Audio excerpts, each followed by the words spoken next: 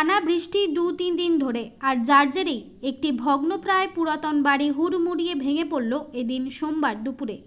যদিও সেখানে কোনো লোক না থাকায় ক্ষয়ক্ষতি সেভাবে কিছু হয়নি। জানা গিয়েছে, কালনা থানার অন্তর্গত কালনার কাঁসারিপাড়া এলাকায় বহু পুরাতন মল্লিক বাড়ি রয়েছে। যদিও সেই বাড়িতে বর্তমানে কেউ সেভাবে থাকে না। টানা বৃষ্টিতে সেই বাড়ি নরম হয়ে গিয়ে এদিন সোমবার দুপুরে হুড়মুড়িয়ে ভেঙে পড়তে থাকে। এদিন সোমবার বিকেলে এলাকা পরিদর্শনে কালনা পৌরসভার উপপৌরপতি তপন পোড়েল তিনি বলেন, বাড়ির এক সদস্য সেদিন সোমবার বিকেল 5টা নাগাদ জানিয়েছেন এই বাড়িগুলিতে কেউ থাকে না, প্রায় ভগ্নপ্রায় হয়েছিল দীর্ঘদিন। পৌরসভায় জানানো হয়েছিল, তার মধ্যেই আজ সেটি ভেঙে পড়েছে। উপপৌরপতি তপন পোড়েল তিনি বলেন, তাদের বাউন্ডারির মধ্যেই টানা বৃষ্টির ফলে নরম হয়ে থাকা একটি ভগ্নপ্রায় বাড়ি ভেঙে পড়েছে। সেটির খবর পেয়েই সরজমিনে এটি দেখতে এসেছি। প্রতিনিধি সৈয়দ আবু জাফর, MBS নিউজ। মানে আমাদের তো বহু পুরনো বাড়ি, এটা বহু দিনের বাড়ি প্রায়। এই ব্যাপারে আমরা অলরেডি মিউনিসিপ্যালিটির সঙ্গে কথা বলেছিলাম যে যাতে করে কিছু একটা অ্যাকশন নেওয়ার ব্যাপারে। তো ওনারা বলেছিলেন যে না, সবাইকে বলতে হবে, আমরা কিছু করতে পারবো না। সব থেকে ব্যাপার কথা, ওরা বললেন যে সবসময় যদি মানে রাস্তার সামনে হয় তবে আমরা অ্যাকশন নিতে পারি, ভিতরে যদি হয় তাহলে আমরা কোনো অ্যাকশন নিতে পারবো না, আপনাদেরই করতে হবে এইসব ব্যাপারগুলো আর কি। আমরা সেই নিয়ে অনেক দিন ধরে বিয়ে করছি যে অবস্থাটা তো খারাপ, খুব পুরনো হয়েছে, এটা যদি আপনারা যদি কিছু ব্যবস্থা করেন। তো ওনারা কোনো মানে তেমন কিছু করেছিলেন, কিছু চিঠি পাঠিয়েছিলেন, কিন্তু তারপর চুপচাপ হয়েছিল আর কি। একে তো প্রথম কথা, এটা অনেক পুরনো বাড়ি, তারপরে কন্টিনিউয়াস 3-4 দিন ধরে বৃষ্টি হওয়ার ফলে উইক হয়ে গেছে ব্যাপারটা। ফলে এই ডেটটার পরে তো আমিও আমার বাড়ির পাশে সামনেই ওই বাড়িটা, তখন ও বসেছিল, তখন ওই কী হলো, মানে বিরাট শব্দ হলো আর কি। তখন আমরা ছুটে এলাম আর কি। তো উনি পুরো অর্ধেকটা পুরো ভেঙে পড়ে গেছে। হ্যাঁ, কি এটা আমাদের সবাই, আমাদের অ্যাকচুয়ালি আমরা বাবারা 5 ভাই আর কি, 5 ভাইয়ের পুরো এই টোটাল এরিয়াটা 5 ভাই। আর এটা মাঝখানটা আমাদের জেঠুর আর কি, বীরজেন্দ্র কুমার মল্লিকের।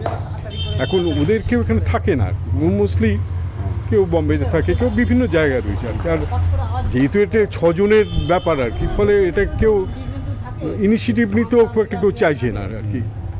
এই মানে ভাগের মা গঙ্গা পায় না, এই অবস্থা দাঁড়িয়েছে।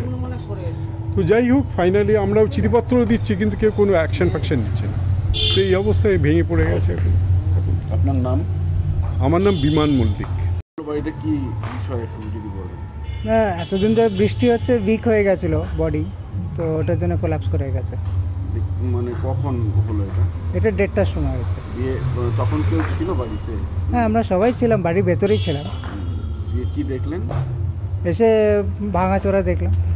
মানে এই পাশের বাড়িতেই আপনারা থাকতেন নাকি? হ্যাঁ। ওই বাড়িটা মানে কারা ছিল? ওই বাড়িটা কাদের? এটা আমার জেঠুদের বাড়ি। আচ্ছা, ওই বাড়িতে কেউ থাকে না? না, এই মুহূর্তে কেউ। তারপরে মানে দুপুরবেলা তখন আপনারা কি করছিলেন?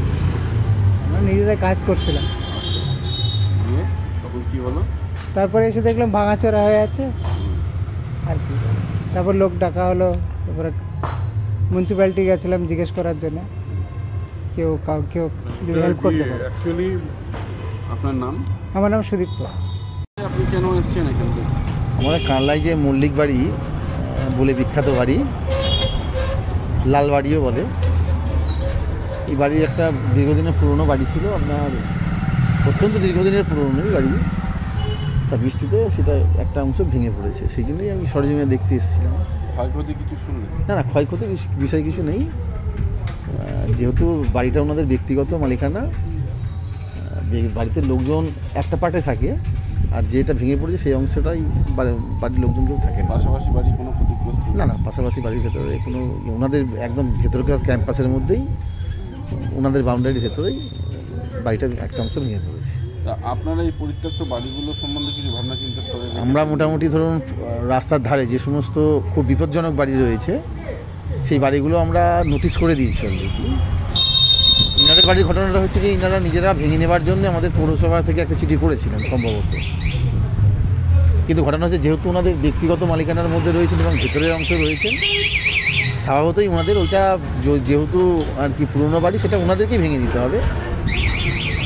যেখানে আপনার হচ্ছে কি মানুষের নিরাপত্তার অভাব ব্যাপারটা রয়েছে, সেই জায়গাগুলোতেই মূলত আমরা পৌরসভাভাবে গতভাবে আমরা হস্তক্ষেপ করে থাকি। যেমন ধরুন আমরা অনুরোধ করি, নোটিশও দিই।